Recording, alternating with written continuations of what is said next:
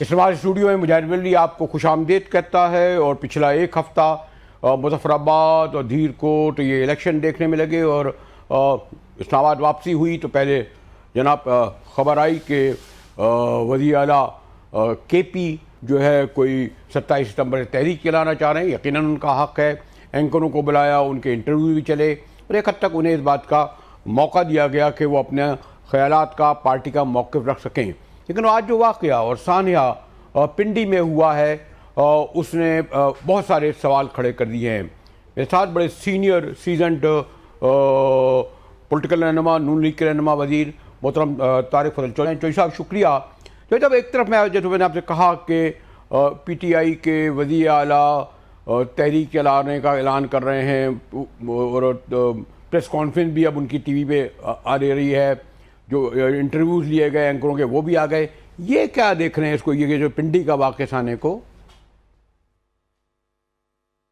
देखिए, पुरअमन एहतजाज दिल्ली साहब हर सियासी जमात का हक होता है और हमने हमेशा किसी भी सियासी जमात को पुरअमन एहतजाज करने से नहीं रोका। लेकिन अनफॉर्चुनेटली पाकिस्तान तहरीक इंसाफ के माजी में जितने भी एहतजाज हुए हैं वो पुरअमन एहतजाज के नाम पे पुरतशद्दुद मुजाहरे जिसमें कीमती इंसानी जानों का नुकसान हुआ है। उसमें हमारी लॉ एनफोर्सिंग एजेंसीज के लोगों के बीच, जब गंडापुर साहब वज़ीर आला थे तो उनकी हलाकतें हुई हैं। ये तो है उनकी एहतजाज की हद तक जवाब आपके सवाल का। दूसरा, जो माल रोड रावलपिंडी पे एक अफसोसनाक वाक़या हुआ कि जिसमें एक शख्स ने, जिसकी बाद में शनाख्त मोहम्मद हुसैन के नाम से हुई है, उसने सिक्योरिटी के हमारे एहलकार के ऊपर फायरिंग की और उसके बाद फायरिंग के नतीजे में वो हलाक हुआ। और उसके बाद जो सामान उससे बरामद हुआ उसमें पाकिस्तान तहरीक इंसाफ के झंडे और उसके अलावा उसके पास असला और गोलियां और ये सारी चीजें बरामद हुई हैं। देखिए, ये एक ऐसे माइंडसेट की आप ये कहें कि अक्कासी करता है कि जिसकी इस वक्त किसी भी मुआशरे या सियासत में किसी गुंजाइश नहीं होती। पाकिस्तान मुस्लिम लीग नून की जो हुकूमत है, जैसे मैंने पहले आपको कहा कि पुरअमन मुज़ाकरात हो, पुरअमन बातचीत हो, पुरअमन तरीके से आप अगर अपना कोई एहतजाज रिकॉर्ड कराना चाहें तो उसकी इजाज़त है। लेकिन अगर इस माइंड सेट के साथ आप अपने अफकार और सियासी ख्यालात मुसल्लत करना चाहते हैं किसी दूसरी जमात पे, किसी दूसरे शहर में, और बिलखुसूस पिंडी और इस्लामाबाद जो कि इंतहाई हसास मकामात हैं, तो इस बात की तो इजाज़त बिल्कुल भी नहीं दी जा सकती।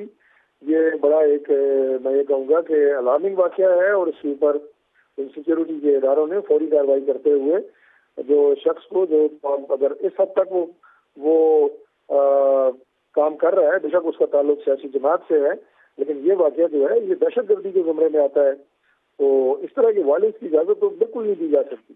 नहीं चाचा, ये भी तो हो सकता है कि जैसे वो लोग पार्लियामेंट में भी बैठे हैं, सेनेटर भी हैं, कौमी इलेक्शन भी लड़ते हैं, स्पीकर साहब से मुलाकात भी करते हैं उनके लीडर्स, ये जो दीगर मामलात में भी एक हद तक हमने देखा कि कुछ बेहतरी आई है और उनको जैसे कि मैंने कहा कि स्क्रीनों पे आके अपना पॉइंट ऑफ व्यू भी रख रहे हैं। क्या ये आप नहीं समझते कि एक मुहिम जोई हो किसी एक वर्कर की इनफरादी तौर पर उसकी पूरी जिम्मेदारी एक पार्टी पे डाल दी जाए? देखिए, जहाँ तक आपने स्पीकर साहब का और उनके ऑफिस की और मीटिंग्स की बात की है, तो स्पीकर साहब तो अब उन्हें मुज़ाकरात की दावत दे दे के थक चुके हैं। उन्होंने वाज़ेह तौर पे ये बात की है कि मैं मुज़ाकरात की बात बिल्कुल भी नहीं करूँगा। और मुज़ाकरात की दावत तो बड़े एक खैर सगाली के जज्बे के तहत प्राइम मिनिस्टर ने खुद भी इनको दी थी, जिसे इन्होंने बिल्कुल गैर संजीदा लिया। और आप देखें कि उसके बाद बजाय उस दावत की रोशनी में टेबल पे बैठ के बातचीत करने के, आप जो ये 27 सितंबर की कॉल दे रहे हैं और उसके बाद जो ऐलानात कर रहे हैं, वो वाज़ेह तौर पर ये बात बताता है कि वो दोबारा एक पुरतशद्दुद हुजूम के जरिए यलगार करना चाहते हैं हमारे वफाकी दारुल हुकूमत पे, जिसकी आज की हमारी हुकूमत नहीं बल्कि कोई भी हुकूमत इजाज़त नहीं दी जा सकती। ये वफाकी दारुल हुकूमत है, यहाँ पे 30 लाख की आबादी है और उनके लिए अपने, मैं हमेशा कहता होता हूँ कि आज़ादाना नकलो हमल के आईनी हुकूक हैं, स्कूल जाना, अस्पताल जाना, दफातर जाना, ये यहाँ पे जो रिहायशी हैं ये उनके कॉन्स्टिट्यूशनल राइट्स हैं। आप अगर इतने बड़े जत्थे के साथ यहाँ पे यलगार करेंगे तो यकीनन आप इस सिटी को चोक करने की बात कर रहे हैं और यहाँ के अमन अमान की सूरत हाल को खराब करने की बात कर रहे हैं, जिसकी किसी सूरत में भी इजाज़त नहीं दी जा सकती।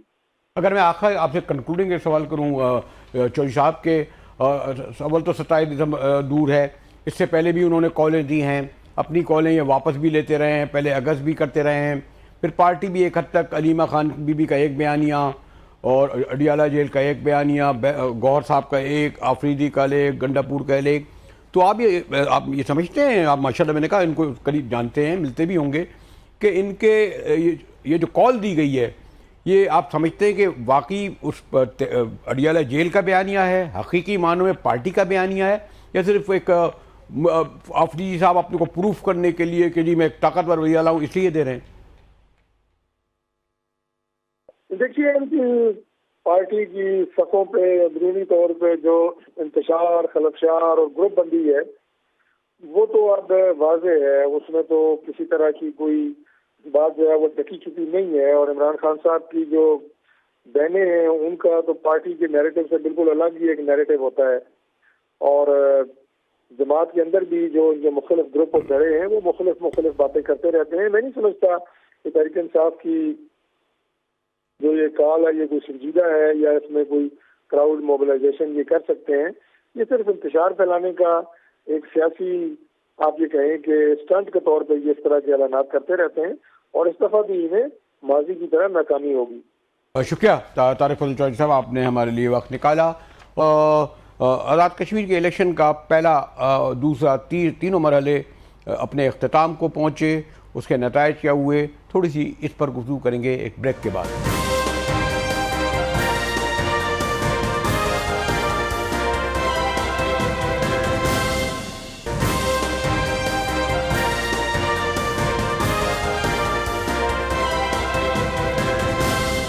मुजाहिद बरेलवी एक बार फिर खुश आमदीद कहता है। इस्लामाबाद में हूँ गुज़िश्ता चंद दिन से, क्योंकि आज़ाद कश्मीर के इलेक्शन थे, और एक प्रोफेशनल जर्नलिस्ट की हैसियत से जहाँ वाक़या और सानिया हो वहाँ से रिपोर्टिंग ज़्यादा एक्यूरेट होती है।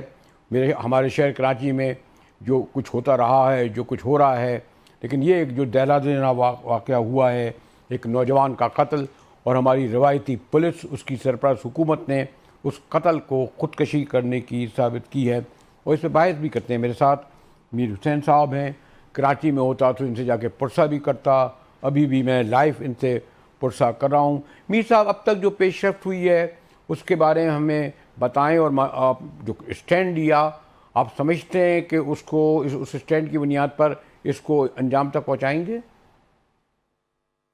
हाँ बिल्कुल, बहुत शुक्रिया आपका बरेलवी साहब। आपको याद होगा, आपसे मेरी जब लास्ट टाइम खबर खुशाई से पहले बात हुई थी, तो तब भी मैं आपसे यही कह रहा था कि इट्स अ मर्डर, ये सुसाइड नहीं है। आपको मैंने उस वक्त भी कॉल पे 3 बार बोला था, आपके साथ कोई और भी था, मैंने बोला ये सुसाइड नहीं है, सुसाइड नहीं है, सुसाइड नहीं है। तो अल्हम्दुलिल्लाह हमारा जो पहला स्टेप था खबर खुशाई के बाद, वो पोस्टमार्टम जो इनिशियल आई उसमें आपने देख लिया कि उसका मर्डर साबित हुआ।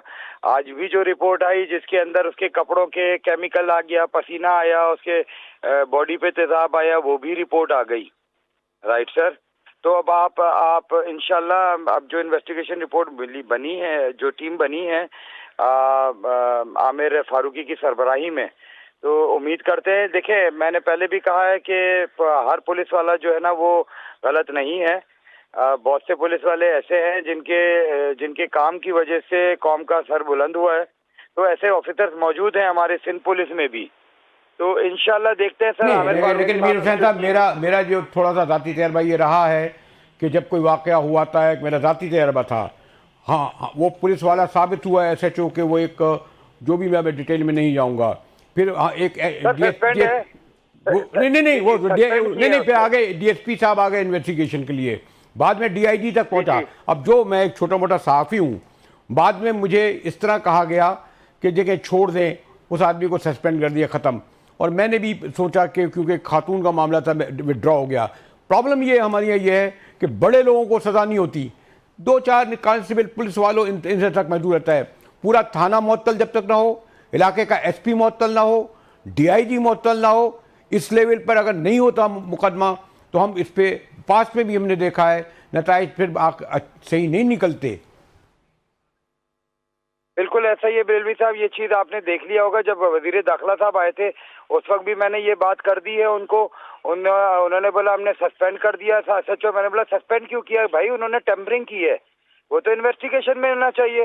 ये नई टीम उनको इन्वेस्टिगेशन में मीर हुसैन साहब, सॉरी टू से वक्त का मेरे ख्याल ये मैं देखता हूँ जिब्रान नासिर हमारे दोस्त हर वक्त स्टैंड लेते हैं, खड़े हो जाते हैं कराची के किसी वाक़े पर। शुक्रिया जिब्रान, वक्त तो कम है लेकिन मुझे क्विक बताएं आप अभी तक जो कुछ हुआ उसके बाद क्या कहेंगे? सर मैं वालिद साहब की बात को आगे बढ़ाऊंगा, वो सही तरह इशारा कर रहे थे कि ये तो पहली बात ठीक है आप लोगों को सस्पेंड कर दिया, बट 201 की कार्रवाई एविडेंस खराब करना और मिटाना हमें शक है, इनको शामिल तफ्तीश करना चाहिए और जूनियर ऑफिसर को सस्पेंड करके मैटर को स्केपगोट ना करें। मुझे आज इतनी अलार्मिंग न्यूज पता चली कि बहुत कुछ की एविडेंस जो कि फैमिली से लिया गया आज से 7-8 दिन पहले उनके घर से, और जो रखा हुआ है SSP Samiullah Soomro previous team के इंचार्ज हैं, उनके सीजर मेमोज आज तक नहीं बनाए गए। उनको बगैर किसी कानूनी कार्रवाई के सीजर्स के अपने पास रखा हुआ, यानी कि पिछले 7-8 दिन में उनका लॉस हो गया, वो डिलीट हो गए, वो मैनिपुलेट हो गए, वो पूरा एक रिस्क है और पुलिस उसी की तरीके से जिम्मेदारी नहीं लेगी क्योंकि उन्होंने उसका मेमो ही नहीं बनाया। तो हम तो तमाम आला अफसरान के खिलाफ जो प्रीवियस इन्वेस्टिगेशन टीम का भी हिस्सा थे, starting from SSP Samiullah Soomro and top bottom down जो बाकी इनके अफसर मातहत थे। जी मीर साहब, ये जिब्रान माशाल्लाह मैंने कहा ना हर जगह स्टैंड लेते हैं, खड़े हो जाते हैं और अभी तक इन्होंने अंजाम तक पहुंचाया है। अगर ये आपके पीछे हैं, कराची शहर के लोग आपके पीछे हैं, तो गालिबन हम अपनी आंखों से उन हकीकी कातलों को लटका हुआ देखें। इंशाल्लाह जी, इंशाल्लाह। जिब्रान साहब हमारे पीछे नहीं, हमारे साथ है सर। नहीं, मैं पीछे का मतलब ये कि मुहावरतन कह रहा था मैं। जी जी जी जी जी बिल्कुल, वो हमारे साथ है बिल्कुल, और हमारे से एक स्टेप आगे ही है वो। तो उनकी हिम्मत, हमारी हिम्मत के साथ साथ उनकी हिम्मत, और हम जिस तरह आगे लेके वो हमें चल रहे हैं और जो जो चीजें सामने आते जा रही हैं, तो जो हम 10 दिन 11 दिन से बोल रहे थे वही चीजें सामने आती जा रही हैं सर। तो यही चीज पहले पुलिस को कर लेना चाहिए था जो इतना डिले किया पुलिस ने। मैं जिब्रान इसलिए ये बात जोर दे के कह रहा था कि यह एक हाई प्रोफाइल केस होता है, हम सहाफ़ी भी जो है एकदम मीडिया उसको हाईलाइट करता है, फिर वो केस पसमंद में जाता है। पिंकी केस हमारे सामने है, बड़े बड़े नाम आए, वो इवन ये कि एक साबिका प्राइम मिनिस्टर तक का नाम आ गया, उसे असेंबली फ्लोर तक पे अपनी वजाहत पेश करनी पड़ी, हालांकि ज़रूरत नहीं थी इस बात की। तो ये होता है कि ये लेवल SP और लेवल से आगे नहीं बढ़ता है, DIG तक नौबत नहीं आती। जिब्रान सर हमारे यहाँ जितने भी क्रिमिनल केसेस है ना, इनकी इन्वेस्टिगेशन और या इनका ट्रायल हो, ये तो माशरा बना ही और निज़ाम बना ही आपको थकाने के लिए है और फ्रस्ट्रेट करने के लिए और एग्जॉस्ट करने के लिए। मगर जिन केसेस में मुद्दई खड़े रहे हैं, मुद्दई ने साबित करने का सबूत दिया और सारा का सारा मलबा और बोझ और जिम्मेदारी डालनी नहीं चाहिए मुद्दई पे, मगर जब तक मुद्दई खड़े हैं तो इंसाफ की उम्मीद की जा सकती है। बाकी जिन केसेस का हवाला दे रहे हैं वह किसी न किसी वजह से मुद्दइयों को पीछे हटना पड़ा। अब बात वही है कि ये माशरा क्यों इम्तिहान लेता है आम लोगों का, इन वालिदैन का जिन्होंने अपनी पूरी जिंदगी की जो खजाना था, जो कमाई थी, वो खो दी है। मगर इस वक्त अगर ये केस यहाँ पे मौजूद है तो जी मीडिया अपनी जगह है, वो नौजवान जो शहर में एहतजाज कर रहे हैं मीर के लिए वो अपनी जगह है, मैं वकील हूँ अपनी जगह है, बट सारा जो मेन क्रेडिट है इस वक्त वो वालिदैन और बहन को जाता है कि वो खड़े हुए हैं साबित करने के साथ। आपने दुरुस्त कहा मीर साहब, इस वक्त तो खैर हम आपके साथ अफसोस करेंगे, इन्होंने एक पॉइंट ऑफ व्यू किया, बड़े सदमे की बात है, लेकिन हुआ यही था कि पास में वो एक पता नहीं इन पर, यानी मुझे अफसोस होता है कि जब एक इस्लाम की एक जो एक ऐसी है शरा, उससे फ़ायदा उठाकर पता नहीं कसाद देत करके वो राज़ी कर लेते हैं और सुरखरू हो जाते हैं। तो काश इस केस में ऐसा ना हो। चलते हैं एक ब्रेक जन्म।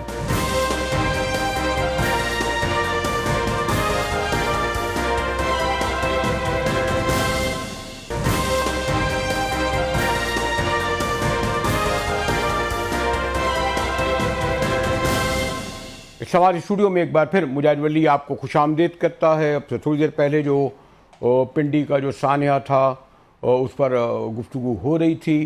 हालांकि आज़ाद कश्मीर के इलेक्शन की इसलिए अहमियत है गालिबन 75 के बाद, और ये पहला इलेक्शन है। पहले तो ये कि 3 मरहले में हुआ, लोग कहते हैं लोकल बॉडीज़ के भी 3 मरहले हुए, लोकल बॉडीज़ अलग होती है। फिर ये भी बड़े हंगामा खेज थे।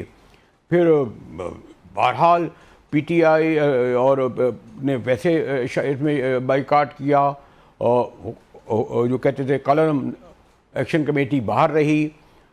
बेशतर सीटों में मुकाबला नून लीग और पीपल्स पार्टी का था, पहले मरहले में मीरपुर डिवीज़न, वहाँ अक्सरियत नून लीग को हासिल हुई, और इसी तरह मुजफ्फराबाद की 9 और महाजरीन की 10 नशिस्तों पे भी।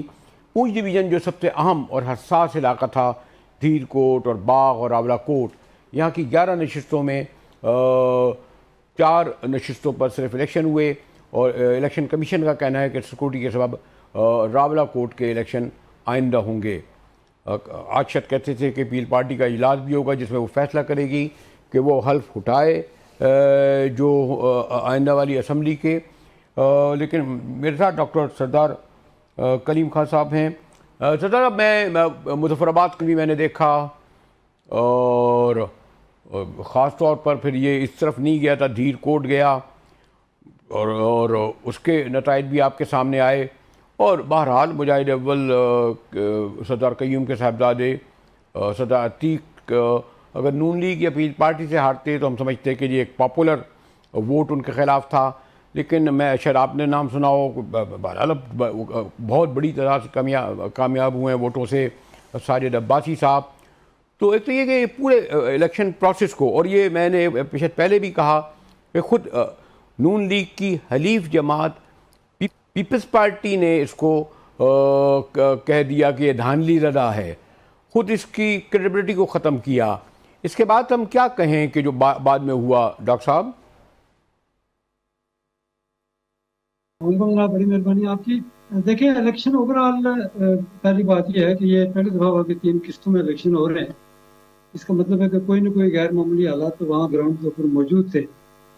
तो होना तो ये चाहिए था कि इसको सारे को एकदम होना चाहिए था। वैसे भी अगर आप जैसे सुनील में है कि 20 दिन बाद आप बाकी कॉन्स्टिट्यूंसीज में कराएंगे पुंछ की, ये ऑल टुगेदर अगर सबको ये महीना डेढ़ के लिए पेंडिंग कर दिया जाता तो इस अरसे में अगर ये जो वहाँ धरना जारी है इसके साथ कोई डील हो जाती तो फिर तो ये एक बेहतर ऑप्शन था। लेकिन चले कर दिया। मीरपुर में भी हो गए इलेक्शन, मुजफ्फराबाद में भी हो गए इलेक्शन के बाद वहाँ कुछ मामला हुए। पुंछ में कोई मुझे जवाब नजर नहीं आता कि पूरे डिवीजन को भी आप सब डिवाइड कर दें और 4 सीटों का इलेक्शन कराएं और बाकी 7 पे ना कराएं।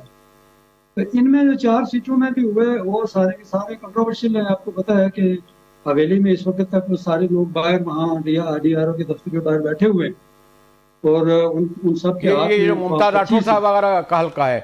जी मौजूदा प्राइम मिनिस्टर वो जो लड़का वहाँ नया आया है वो वहाँ फॉर्म 25 होता है जो जहाँ आपके यहाँ फॉर्म 45 होता है।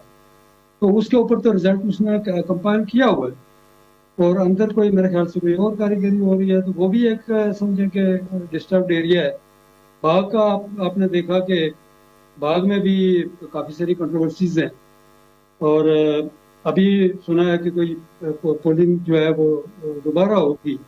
तो मुझे नहीं लगता कि ये दोबारा होने में भी कोई बेहतर रिजल्ट सामने आएंगे या कोई इनडिस्प्यूटेड रिजल्ट। सरदार, एक और बात है कि सरदार अतीक साहब, खैर वो ठीक है, उनसे इख्तलाफ हो सकता है कि वो जिस तरह पार्टी को चलाते थे उनके शिकस्त हुई, और उन्होंने ये भी कहा कि जो मुझे हैरत है, मैंने बल्कि उनसे सवाल किया कि जब आप ये कहते हैं कि आपके मुखालिफ का निशानी इंदिरा गांधी की जमात का था यानी पंजा, तो आपने चैलेंज क्यों नहीं किया?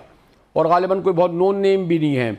लेकिन जब मैं दाखिल हुआ और मुलाकात हुई तो अंदाज़ा हो गया था कि नून लीग पीर पार्टी नहीं बल्कि साजिद अब्बासी और भारी कामयाबी नहीं भारी अक्सर से कामयाब होंगे। मैं नहीं कहता और कहना भी नहीं चाहिए, इलेक्शन है वो सरदार आप कहें, लेकिन कहते हैं कि बहुत बहुत बड़े पैमाने पर उनका सॉरी टू से पैसे की रेल पेल हुई, जो कुछ भी हुआ।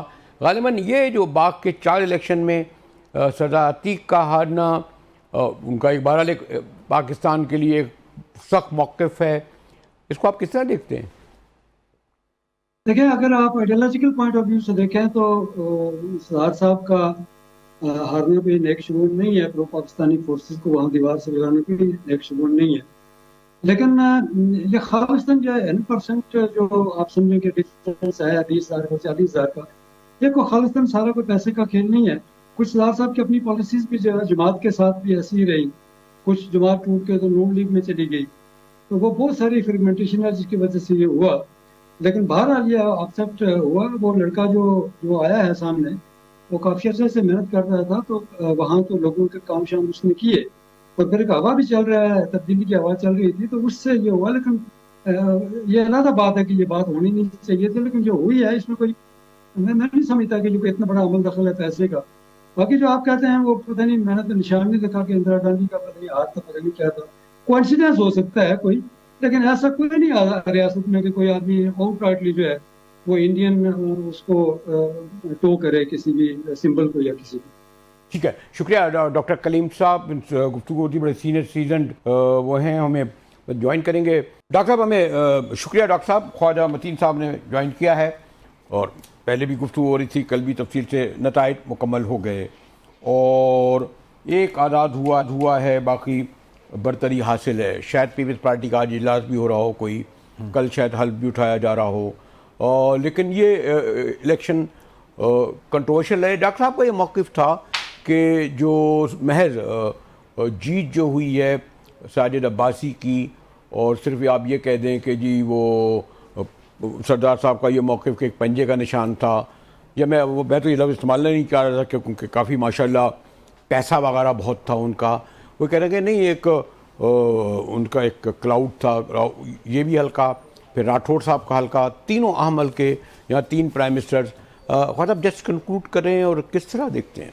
अच्छा, बात सुने। एक तो ये जो बहुत बड़ा एक अपसेट हुआ है आज़ाद कश्मीर की सियासी तारीख में, ठीक है, अगर आप पूरी तारीख 47 से लेकर देखें तो अभी तक 26 तक तो ये जनाब 80 बरस बनते हैं। अगर आप देखें पार्लिमानी तारीख 70 से शुरू हुई है तो 56 बरस बनते हैं। तो ये एक बहुत बड़ा अपसेट है, क्योंकि यहाँ से मुस्लिम कॉन्फ्रेंस जो है यहाँ से कभी शिकस्त नहीं खाई। यहाँ से मुजाहिद अव्वल जीते रहे, उनके भाई गफ़ार खान जीते रहे, और जो भी मुस्लिम कॉन्फ्रेंस के नामजद करदा राजा आज़ाद साहब भी वहाँ से जीते इंतखाबात। तो मुस्लिम कॉन्फ्रेंस ये नशिस्त पहली बार हारी है, और हारी किससे है ये सुन लें ज़रा। ना वो पाकिस्तान पीपल्स पार्टी उन्हें शिकस्त दे सकी, ना पाकिस्तान मुस्लिम लीग नून उन्हें शिकस्त दे सकी। एक जो सरमायाकार हैं, देखें सरमायाकार होना कोई बुरी बात नहीं है, उन्होंने लगाया है सरमाया, और फयाज आदमी है, खुले दिल के आदमी हैं, और लोगों ने भी जोलियाँ भर भर के सामान लिया, पैसे लिए, उनकी मदद भी की, उन्हें मुस्तकीन की भी मदद की, बाकी लोगों की भी मदद की, और जोलियाँ भर भर के वोट भी जवाबी तौर पर दिए। और एक रद्दमल भी था 80 बरसों से कि ये ख़ानदान है एक, वो हम पर मसलत का लफ्ज़ मेरे ख्याल में गलत हो जाएगा, तो लोगों का एक रद्दमल था वहाँ पर। और कुछ जो सरदार अतीक साहब की कुछ गवर्नेंस के वाले से वहाँ लोगों को पार्टी के अंदर भी उनकी जो एक कहते थे कि जी सदर भी होंगे, पार्टी के तो सदर भी, ये सारा मिल मिलाकर अभी लोगों ने ये कहा है कि किसी तरह सरदार अतीक साहब को शिकस्त देनी है हमने, ठीक है। एक उन्हें ये भी नुकसान हुआ है कि वो जो उन्होंने प्रो स्टेट और जो मकबूल बयानिया था उससे हटकर जो गैर मकबूल बयानिया अपनाया, थोड़ा सा ना स्टेट के साथ खड़े हुए ज़रा, और बड़ा कड़कदार बयान दिए, उन्हें सख्त बयान दिए एक्शन कमेटी, कालादम जॉइंट अवामी एक्शन कमेटी के खिलाफ। तो इस वजह से भी लोगों की नाराज़गी, तो मिल मिला के इसके मल्टीपल वजूहात हैं इसकी, तो उनको शिकस्त होगी आज़ाद में। एक और बात है ख्वाजा, मैंने देखा जो पहुंचा धीर कोट, तो एक माकूल तादाद में, आपने तो खैर सब जगह देखी हुई, धीर कोट जैसी जगह पे कोई 10 से 15 हज़ार आदमियों का जलसा था। साजिद अब्बासी साहब का ऐसा कोई जलसा नहीं, लेकिन एक रैली बहरहाल मैंने खुद देखी। हम डिस्कस इसलिए कर रहे हैं कि गालिबन एक जो इलेक्शन है, एक आज़ाद उम्मीदवार गालिबन कामयाब हुआ है, उनकी अपनी जमात है, एक अवामी दस्ते बाजू पार्टी उन्होंने बनाई, बाकी यानी नून लीग की बाकी सब नून और पीपल्स पार्टी जीती है, कोई भी यही एक सीट है। अच्छा, अब ये जो पीपल्स पार्टी ने धरना दिया है, राठौड़ साहब ने जो, अच्छा ये जो मैं आपको बताऊं, ये क्योंकि नून लीग ये 3 हल्के हैं, मैं बता दूं आपको, आपने कहा अभी नतीजा जो LA-15 बस्ती बाग है, जहां से सरदार तनवीर इलियास साहब भी लड़ रहे थे इलेक्शन, और सरदार ज़ियाउल कमर है, मुश्ताक मिनहाज साहब हमारे साथी दोस्त, तो वो वहां पर अभी 9 पोलिंग स्टेशनों पर रीपोलिंग 15 अगस्त को दोबारा होगी। अच्छा, फिर ये नतीजा, अभी 1622 वोटों की बढ़तरी है पीपल्स पार्टी के उम्मीदवार को, तो और ये 9 पोलिंग स्टेशन अभी रहते हैं। इसमें तनवीर इलियास साहब ने 1219 वोट लिखे हैं और अपनी जमानत जब्त करवा बैठे हैं। आप ये वैसे एक ही पेशेंगोई बहुत मुस्तकिल मिजाजी से आप करते रहे सरदार तनवीर के, मैंने क्या वजह था? अभी उनके पास सरमाया खत्म हो गया था। अच्छा, देखे ना, ये तो नहीं कि उन्होंने बार बार अपनी सियासी वफादारियां तब्दील की हों, लोगों ट्रस्ट ये देखे ना, ये साजिद अब्बासी साहब, इनकी क्या सियासी वफादारी थी, क्या इनका सियासी लेगेसी क्या है, क्या बात? तो पैसे नहीं थे अभी इनके पास, जिनके पैसे, क्योंकि थोड़ा सा जदाद से अभी वाल साहब ने अच्छा, सरदार साहब वगैरह हल्का खर्च नहीं करते? खर्च नहीं, अभी थोड़े होते तो खर्च करते हैं। अतीक साहब वगैरह नहीं करते? नहीं, वो तो नजरिया एक जो पाकिस्तानियत है, कश्मीर बनेगा पाकिस्तान, एक फिक्री लामबंदी एक कश्मीरी का, वो तो कभी उनका ऐसा रिकॉर्ड नहीं है कि पैसे पूसे उन्हें खर्च करते। अभी जो LA 16 है हल्का, वहां के भी 14 पोलिंग स्टेशन है, वहां पर भी 15 अगस्त को दोबारा पोलिंग का ऐलान कर दिया गया है। ओके। यानी कि जो 14 पोलिंग स्टेशन है, लेकिन अभी जो नून लीग के उम्मीदवार हैं वहां उनकी 3225 वोटों की बढ़तरी है। और जो अभी तक आ रहा है कि फैसल मुमताज राठौर के हवाले से उन्होंने 31,839 वोट लिए, और मोहसिन अजीज जो नून लीग के हैं 28,975 वोट लिए हैं। यहां पर नून लीग ने ये नतायज तस्लीम नहीं कर रही।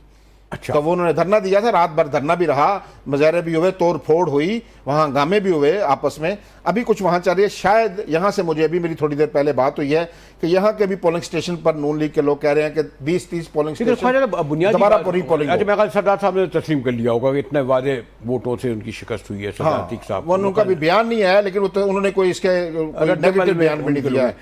देखो, कल भी बात हुई थी, मतलब ये अजीब सी बात है कि अगर पीपल्स पार्टी जिसका सदर मुमलिकत है, जिसके 2 सूबों में गवर्नर हैं, जिसके 2 सूबों में वज़ीर आला हैं, वज़ीर ख़ारजा भी हमारे मोहतरम बिलावल साहब बनते हैं, तमाम सरकारी तकारीब में भी बैठते हैं। अब अगर यानी शरीफ हुकूमत जो माशाल्लाह अक्सरियत में है, एक पॉलिटिकल बैकग्राउंड है, वो उन पर तवातुर से ये इस इलेक्शन को सबसे ज़्यादा मुतनाज़ा बनाना, ये बताना कि तानजी ज़्यादा है। पहले भी कहा रहा है, कोई बाहर का नहीं गए, चले खुद पीपल्स पार्टी ने बना दिया। खुद उनका क्या जवाब है कि फिर एक ऐसी हुकूमत में वो बैठे और वो कहते हैं कि नहीं, इनकी उल्टी गुनती शुरू हो गई क्योंकि ये हार गए। अच्छा, अब देखिए वो जवाजियत क्या करनी है। अभी ये जो मरहला है, 4 नशिस्तों पर इंतखाबात हो रहे हैं, सीटें दे एक इसमें से तो 2 पीपल्स पार्टी जीत रही है ना। अच्छा। एक आज़ाद जीत गया, एक पर नून आ गया। अच्छा, पिछले जब 2 मराहल हुए ना, उसके अगले दिन प्रेस कॉन्फ्रेंस पीपल्स पार्टी वाले करते थे ना कि हम नतीजे को नहीं मानते, अब नहीं की। ये जो तीसरा मरहला था, तो अभी कोई उन्होंने इस पर रद्दमल नहीं दिया। इलेक्शन डे कल वो करते रहे, सारा दिन रद्दमल उनका आता रहे, शिकायत आती रही, लेकिन आज ये जो नतायज आए इसके बाद अभी तक अब नून लीग उन पर इल्ज़ाम लगा रही है हवेली के अंदर कि हमारे साथ हाथ हो गया है, ये हम डब्बे भरे गए हैं।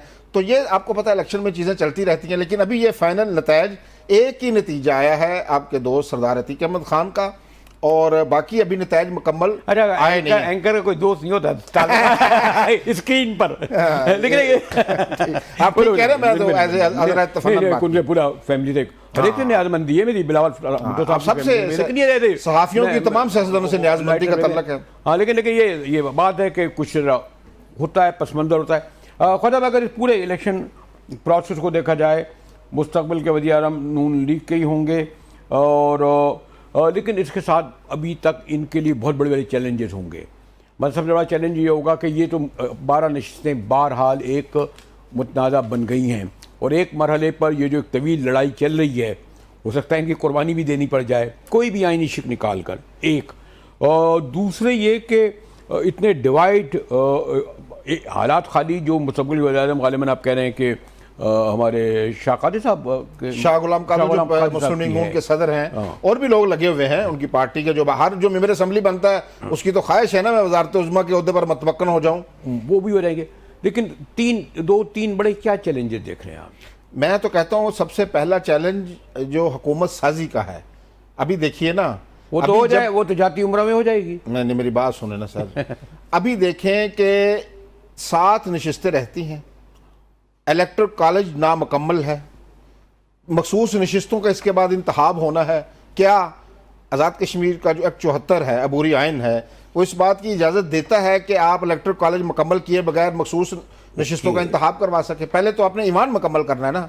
45 तो हल्के हैं, 45 में से 38 हल्कों पर इलेक्शन हो गया है, 7 रहते हैं। क्या वो 7 हल्कों के बगैर आप मखसूस नशिस्तों का 53 का ईवान मुकम्मल करना है ना, तो वो कैसे कर पाएंगे? इसीलिए आज पाकिस्तान पीपल्स पार्टी का इजलास 8 बजे के करीब मोहतरमा फ़रियाल तालपुर साहिबा की ज़ेर सदारत हो रहा है, जो पार्लिमानी पार्टी है, नई उनकी जो मुंतखब लोग हैं और जो उनके सीनियर लीडरशिप है और जिन हलकों में भी इंतखाब होना है उनको बुलाया है उन्होंने। आज इन सारी चीज़ों पर आज पाकिस्तान पीपल्स पार्टी ने डिस्कशन करनी है कि हमने अभी मखसूस नशिस्तों का इंतखाब होगा, हलफ लेना है अभी नहीं लेना, ताकि इलेक्टोरल कॉलेज मुकम्मल हो, कब हो, फिर हुकूमत साजी का मरहला शुरू होना है। शुक्रिया ख्वाजा मतीन साहब। यानी इसका मतलब ये कि हमारी गुफ्तगू अभी कश्मीर पर इसलिए जारी रहेगी। खैर पीपल्स पार्टी के लिए तो ये भी दुरुस्त वो भी दुरुस्त, दोनों बाद में उठा लेंगे, कल नहीं उठाया तो ये मैंने कहा ना कि ये गालिबन ख्वाजा साहब से इत्तफाक करेंगे। आज़ाद कश्मीर की तारीख का जो 75 इलेक्शन हुए सबसे ज़्यादा कंट्रोवर्शियल, सबसे ज़्यादा हंगामा खेज़, और ये बात तस्लीम करनी पड़ेगी कि बहरहाल 7 नशिस्तों पर ना इलेक्शन होना खुद इस इलेक्शन पर और बड़ा सवालिया निशान उठा देगा। और इसी के साथ ही हमारे प्रोग्राम का इख्तिताम हो गया।